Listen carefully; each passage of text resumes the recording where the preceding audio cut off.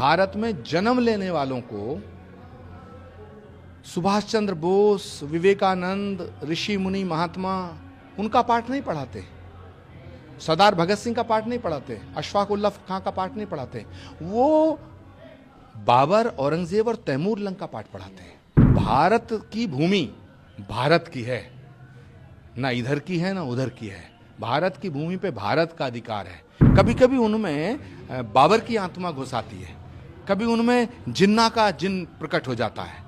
वक्फ के स्तर पे चौकी बनाई गई है, विरोध हो रहा है और गलत कागज प्रोड्यूस किए गए हैं। डिस्ट्रिक्ट एडमिनिस्ट्रेशन कह रहा है कि अननोन के खिलाफ उन्होंने एफआईआर भी दर्ज कर दी। देखिए, भारत का दुर्भाग्य है कि भारत में कुछ लोग ऐसे हैं जो भारत में पैदा होने वालों को, भारत में जन्म लेने वालों को सुभाष चंद्र बोस, विवेकानंद, ऋषि मुनि, महात्मा उनका पाठ नहीं पढ़ाते, सरदार भगत सिंह का पाठ नहीं पढ़ाते, अशफाक उल्लाह खां का पाठ नहीं पढ़ाते, वो बाबर, औरंगजेब और तैमूर लंग का पाठ पढ़ाते हैं।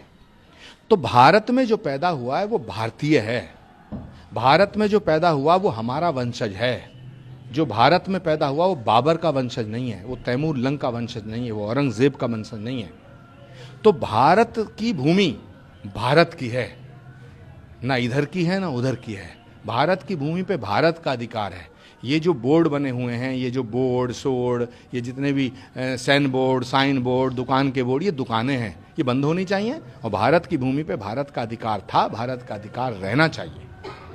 ओवैसी भी तमाम तरीके के कमेंट कर चुके हैं और लगातार कमेंट करते आ रहे हैं। देखिए, असद उद्दीन ओवैसी साहब बहुत पढ़े लिखे हैं, बहुत विद्वान वकील हैं, मैं उनका सम्मान करता हूं, उनकी इज्जत करता हूं, लेकिन कभी कभी उनमें बाबर की आत्मा घुस आती है, कभी उनमें जिन्ना का जिन प्रकट हो जाता है।